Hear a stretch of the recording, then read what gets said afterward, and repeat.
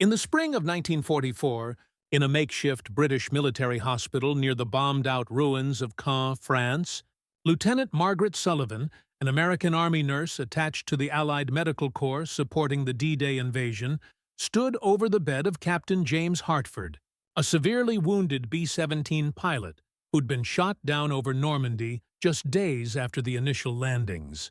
James had suffered catastrophic injuries, shrapnel throughout his body, a collapsed lung, burns that covered nearly 30% of his torso, and every medical calculation said he should have died either in the crash or during the chaotic evacuation from the battlefield.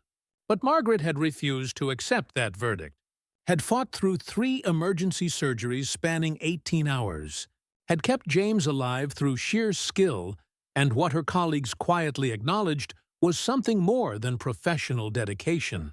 As James slowly regained consciousness over the following weeks, as Margaret continued monitoring his recovery with an intensity that went beyond normal medical care, something extraordinary developed between the nurse who'd saved his life and the pilot who couldn't remember anything except her face hovering over him during his worst moments. What began as gratitude evolved into the deepest love either had ever experienced. Margaret finding in James the courage and idealism she'd been seeking, James discovering in Margaret the strength and compassion that made survival feel worthwhile. For 3 months in that French hospital, surrounded by death and destruction, they built something beautiful. Then came August 1944, and the Allied breakout from Normandy, and the chaos of rapid advance toward Germany, and the moment when a German artillery barrage struck Margaret's hospital while James was being evacuated to England for continued treatment, killing Margaret instantly and leaving James to survive, physically while carrying the emotional devastation of losing the woman who'd saved his life and stolen his heart. This is their story, a love born in a hospital ward and buried under the ruins of war, proving that sometimes the cruelest thing about survival is living with what you've lost. Before we begin, don't forget to subscribe to this channel for more untold wartime love stories about connections forged in humanity's darkest hours. Tell me, what's your name, soldier? Margaret Sullivan was 27 years old in June 1944, an experienced Army nurse who'd volunteered for overseas service in 1942. She came from a medical family in Boston. Her father was a surgeon, her mother a public health nurse, and Margaret had grown up understanding that healing was both science and calling. She'd completed nursing school just before Pearl Harbor, had immediately joined the Army Nurse Corps, and had spent 2 years working at military hospitals in England preparing for the invasion everyone knew was coming. By June 1944, Margaret had treated thousands of wounded soldiers, had developed the emotional armor necessary to function in military medicine, had learned to see patients as medical problems rather than as individuals, because getting emotionally invested meant breaking when patients died. She was exceptionally skilled. Her superiors consistently praised her surgical assistance, her calm under pressure, her ability to make critical decisions when doctors weren't immediately available. But the armor was incomplete. Margaret still felt every loss, still remembered faces of soldiers she couldn't save, still carried the weight of knowing that her skills determined who lived and who died. She'd buried her emotions in work, maintained professional distance, avoided anything that might crack the protective shell she'd built around her heart. Then came D-Day, June 6, 1944, the massive Allied invasion of Normandy that would liberate Western Europe, but would extract a horrific cost in casualties. Margaret's medical unit was among the first wave of nurses deployed to France, establishing field hospitals just behind the front lines, preparing to receive the inevitable flood of wounded. The casualties were overwhelming. Thousands of men wounded in the first days, overwhelmed medical facilities, surgeons and nurses working 30-hour shifts without rest. Margaret operated in conditions that would have been unthinkable in civilian medicine. Field hospitals under canvas, limited supplies, injuries so severe that triage often meant choosing who might be saved and who was beyond help. It was during this chaos, on June the 12th, 1944, 6 days after D-Day, that Captain James Hartford was brought to Margaret's hospital. James was 29 years old, a B-17 pilot with the 8th Air Force who'd flown strategic bombing missions over Germany for nearly a year. He'd survived 23 missions, far more than most bomber crews completed, and had been considered one of the most skilled pilots in his squadron. On June 11th, James's bomber had been providing air support for ground forces advancing inland from the Normandy beaches. When German anti-aircraft fire had torn through the aircraft, James had managed to keep the bomber airborne long enough for most of his crew to bail out. But the aircraft was too damaged to reach England. He'd crash-landed in Allied-controlled territory, been pulled from the wreckage by advancing American infantry, and evacuated to the nearest field hospital, Margaret's unit. His injuries were catastrophic. Shrapnel had penetrated his chest and abdomen, his left lung had collapsed, burns covered much of his torso from the fire that had erupted in the cockpit before the crash. The triage officer had initially marked James as expectant, military medical terminology for patients too severely injured to save given available resources, patients who would receive morphine for pain but no aggressive treatment. Margaret had been working triage when James arrived. She'd looked at his injuries, read the expectant designation, and something in her professional assessment disagreed with the verdict. James was young, strong, his vital signs suggested he was still fighting. She'd made a split-second decision that defied triage protocol. She'd overridden the expectant designation and taken James directly to surgery. The chief surgeon, Major Patterson, had been skeptical. "Lieutenant Sullivan, that patient is expectant for a reason. His injuries are too severe. We need to focus resources on salvageable cases." "He is salvageable," Margaret had insisted. "Sir, I've seen worse injuries survive. He's young, his heart's strong, he's still responsive. Give me 4 hours in surgery and I'll prove it." Patterson, knowing Margaret's track record and respecting her judgment despite the irregular situation, had agreed. Margaret had scrubbed in as lead surgical nurse, and for the next 18 hours, through multiple emergency procedures, through complications that should have been fatal, she'd fought to keep James alive. She'd anticipated the surgeon's needs, made critical suggestions, performed procedures that were technically beyond a nurse's authorized scope, but were necessary because doctors were overwhelmed with other casualties. Margaret had refused to accept failure, had kept James's heart beating through multiple crises, had somehow, through skill and determination and what felt like sheer force of will, kept him alive. When every medical calculation said he should have died. When the final surgery ended and James was stable enough to move to recovery, Margaret had been physically and emotionally exhausted. But she'd felt something she hadn't felt in months of treating casualties: triumph. Pure, uncomplicated triumph at saving a life that should have been lost. Over the following days, as James slowly regained consciousness, Margaret found herself checking on him far more frequently than medical necessity required. She told herself it was professional follow-up, ensuring her emergency work hadn't caused complications. But it was more than that, and she knew it. James fully regained consciousness 5 days after his crash, confused and disoriented.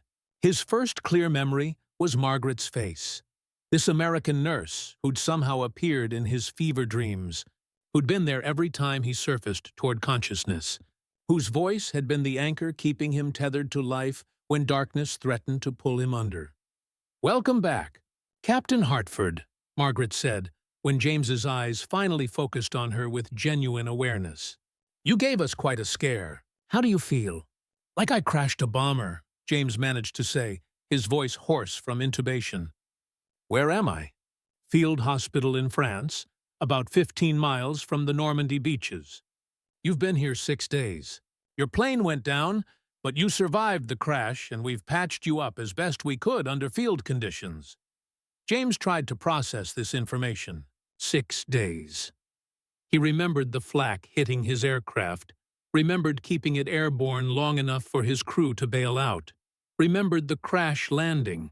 Everything after was fragmented, pain, voices, a recurring image of this nurse's face telling him to keep fighting. "My crew?" James asked, dreading the answer. "7 of them made it out before the crash," Margaret said gently. "They're all accounted for, various injuries, but alive. You saved them by keeping that plane airborne. You should be proud." James felt relief wash over him, followed immediately by awareness of his own condition. His chest was wrapped in bandages. Breathing was painful. Everything hurt. "How bad am I?" "Bad enough that you should have died several times," Margaret said honestly. "But you're stubborn. We've done 3 major surgeries, and you're going to need more treatment once you're stable enough for evacuation to England. But Captain, you're alive. That's what matters." Over the following weeks, as James slowly recovered, Margaret found herself spending more time at his bedside than strict medical duty required. She'd check on him during breaks, would sit and talk when the hospital had quiet moments, found herself looking forward to their conversations in ways that went beyond professional care. James, for his part, was falling in love. The nurse who'd saved his life, who'd refused to give up on him when medical protocol said he was beyond saving, represented everything James had been fighting for. Margaret was competent and compassionate, strong but not hardened. Someone who'd seen the worst of war, but hadn't let it destroy her humanity. They talked about everything during those quiet moments. Margaret told James about growing up in Boston, about choosing nursing, about the 2 years she'd spent preparing for D-Day. James told Margaret about his hometown in Ohio, about learning to fly, about the 23 bombing missions he'd flown before being shot down. "Why'd you save me?" James asked one evening, about 3 weeks into his recovery. "The triage officer marked me expectant." "You overrode that. Why?" Margaret was quiet for a moment. "Because I looked at you and saw someone worth fighting for. Because sometimes medical calculations are wrong. Because—" she paused, searching for honest words. "Because something told me you mattered, that your survival was important in ways beyond just one more casualty saved or lost." "Thank you," James said simply. "For not giving up on me. For fighting when you didn't have to. For, Margaret, I don't know how to adequately express what you've given me." "You can express it by getting better," Margaret said, maintaining professional distance even as her heart accelerated at the way James was looking at her. "By surviving and going home when this war ends and living a good life. That's all the thanks I need." But both of them knew it was more complicated than that. What was developing between them transcended normal nurse-patient relationships, was becoming something neither had planned, but both recognized as significant. By July 1944, James had recovered enough to be ambulatory, to walk around the hospital grounds with assistants, to help where he could with other patients despite his continuing recovery. The Allied breakout from Normandy was accelerating, American forces punching through German defenses, beginning the rapid advance that would liberate France and push toward Germany. Margaret's hospital remained in France, treating the continuing flow of casualties from the breakout operations. James was scheduled for evacuation to England for continued treatment and eventual return to the United States, but the evacuation kept being delayed. First by his medical condition requiring stabilization, then by transportation shortages as military resources prioritized combat operations. Neither James nor Margaret was entirely disappointed by these delays. Each postponement meant more time together, more conversations, more deepening of the connection that had started with Margaret's refusal to let James die. In late July, James finally acknowledged what had been building for weeks. They were sitting outside the hospital one evening, watching the sunset, listening to distant artillery fire that had become background noise. "Margaret," James said carefully, "I need to tell you something, and I need you to just listen without immediately giving me all the professional reasons why what I'm feeling is inappropriate, or just gratitude or wartime intensity. Margaret felt her heart accelerate, but kept her expression neutral. All right, I'm in love with you, James said simply. I've been in love with you probably since the first time I was conscious enough to really see you and understand that you'd saved my life. You're the bravest, most compassionate person I've ever met. You make me want to be better, to live up to the second chance you gave me. And I know there are regulations against fraternization. I know you're an officer, and I'm technically still your patient. I know the timing is terrible. But Margaret, I can't leave France without telling you, I love you, completely. And if you feel even a fraction of what I feel, I need to know before they evacuate me to England and I lose the chance to say, this. Margaret felt tears welling up, emotions she'd been suppressing for weeks, threatening to overwhelm her carefully maintained control. James, this is exactly what I was trying to avoid. Getting emotionally involved with a patient, crossing professional boundaries, feeling things I have no business feeling. That's not an answer to my actual question, James said gently. Do you feel something for me? Because I see how you look at me, Margaret. I see how much time you spend with me beyond what medical care requires. This isn't just in my head. Tell me I'm wrong. Tell me you feel nothing, and I'll accept that, and we'll maintain professional distance. But please don't lie to yourself or to me. Margaret looked at this man she'd saved. This pilot who'd survived impossible injuries.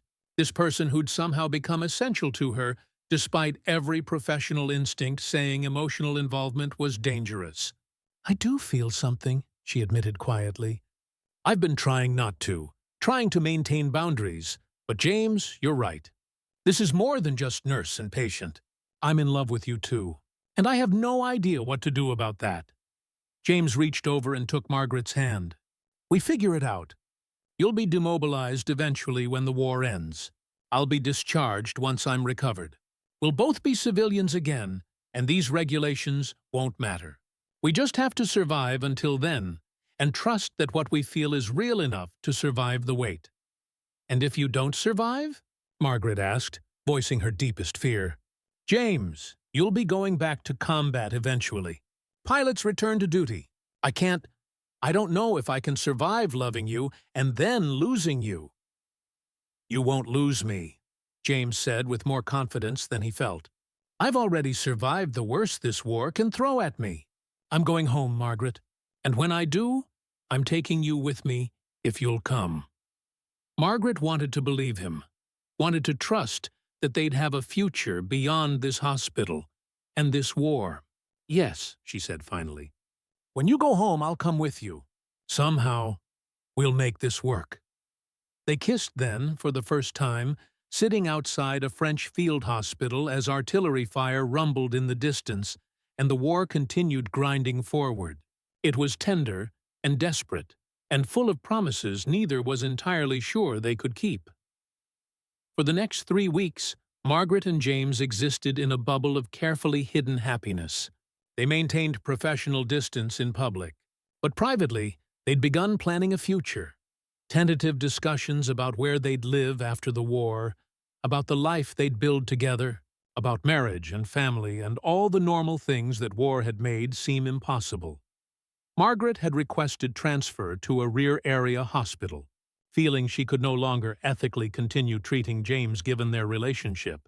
The request had been approved for September 1944, and James's evacuation to England was scheduled for late August. They'd have to separate temporarily, but both believed they'd be reunited once Margaret was transferred back to England for rotation home. The plans were concrete enough to feel real. James would complete his recovery in England, would likely be medically discharged given the severity of his injuries. Margaret would finish her tour of duty and be rotated back to the States by early 1945. They'd meet in Boston, where Margaret's family could host James while they made more permanent arrangements. The future felt possible in ways it hadn't before they'd met. Then came August 15, 1944. Allied forces were executing a major offensive, and Margaret's hospital received word they'd be getting a large influx of casualties from the fighting. James's evacuation was moved up by 2 days to clear bed space. He'd be leaving on August 16th rather than August 18th as originally scheduled. They spent August 15th together, stealing whatever moments they could between Margaret's medical duties. James was packed and ready for evacuation, his paperwork processed, everything arranged for his transfer to a hospital ship that would take him across the Channel to England. 2 months, James said that evening, as they sat together one last time. Maybe 3 if the war drags on. Then we're both civilians, and we can stop hiding what we feel. I'll write every day, Margaret promised. And James, thank you, for giving me something to look forward to beyond just surviving this war. You've reminded me why saving lives matters. You saved mine first, James reminded her. Everything that comes after is because you refuse to give up on me. I love you, Margaret.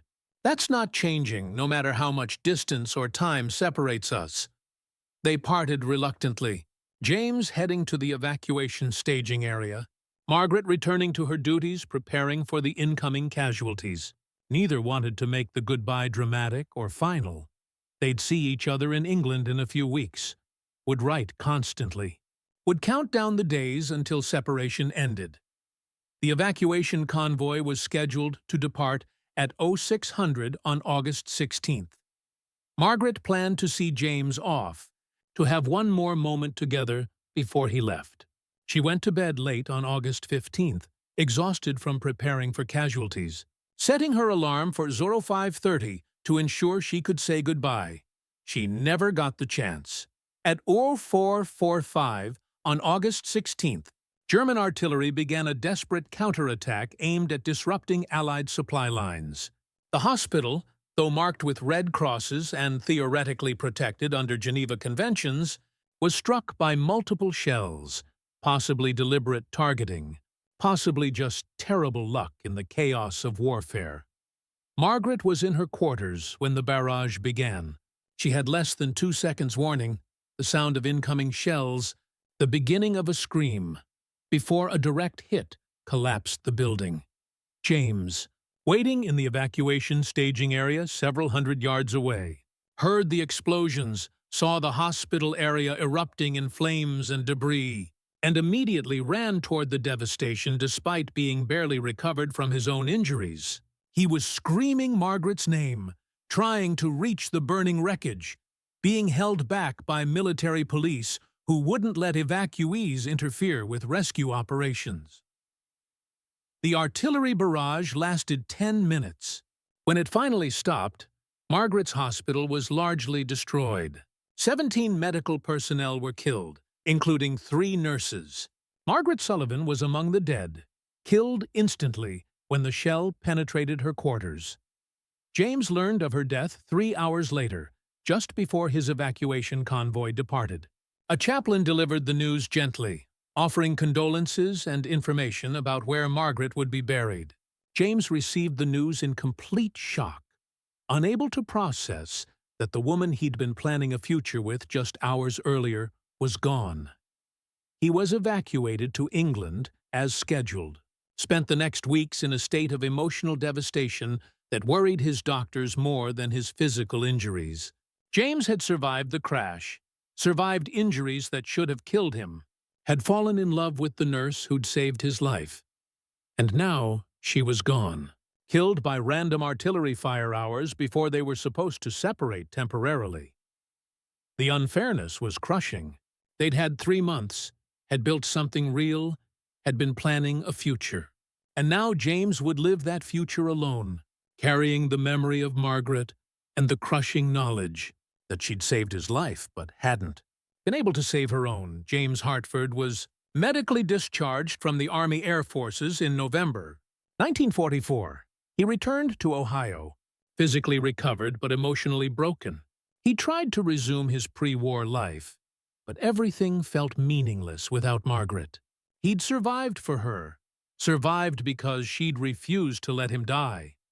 And now he had to figure out how to honor that survival when the woman who'd made it worthwhile was gone. James never married. He lived quietly in Ohio for 63 years after Margaret's death, working as a commercial pilot, staying connected with his bomber crew who'd survived the war, attending reunions and memorial services. But anyone who knew James well understood that he'd left part of himself in that French hospital when Margaret died, that he'd spent the rest of his life living with the woman he'd loved for 3 months and lost in an instant.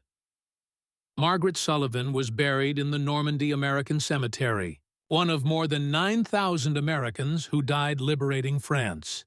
Her family received her medals and effects, including letters she'd written about James but hadn't sent yet, documenting the love that had developed between nurse and patient in the summer of 1944.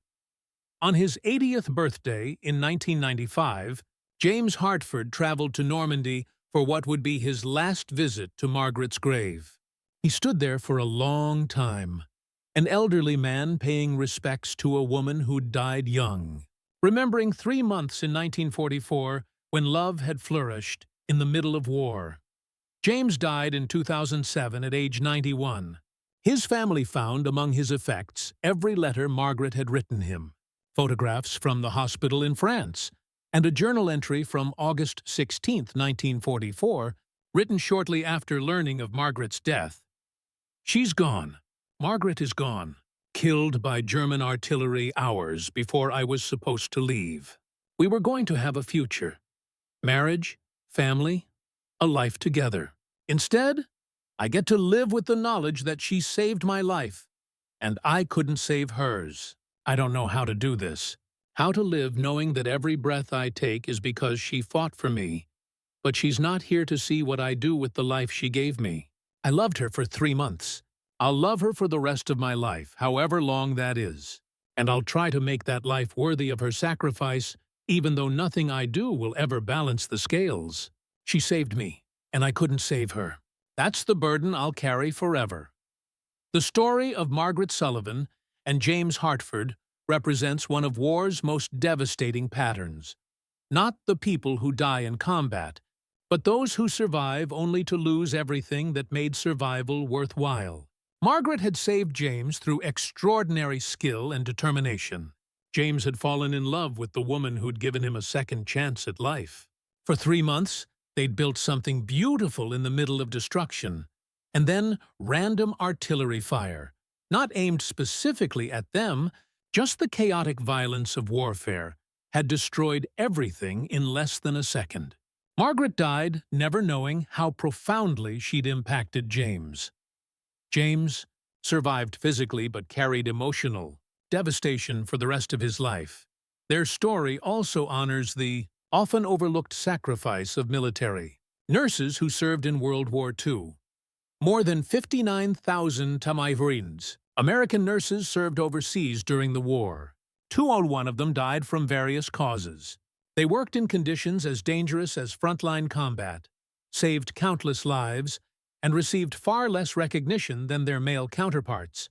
Margaret Sullivan was one of thousands of Army nurses who risked and sometimes gave their lives to heal wounded soldiers. Love born in a hospital ward and buried under the ruins of war. It's a story about the unfairness of survival, about living with loss that seems unbearable, about carrying someone's memory long after they're gone. James lived 63 years after Margaret's death, but in a very real sense, part of him died on August 16, 1944, in that French hospital when artillery fire took the woman he loved. They'd had 3 months. It wasn't enough. It would never have been enough. But it was all the war allowed them before taking Margaret away and leaving James to survive alone, carrying the memory of the nurse who'd saved his life and the love they'd built in the brief window between his crash and her death. Sometimes the cruelest thing about war isn't dying.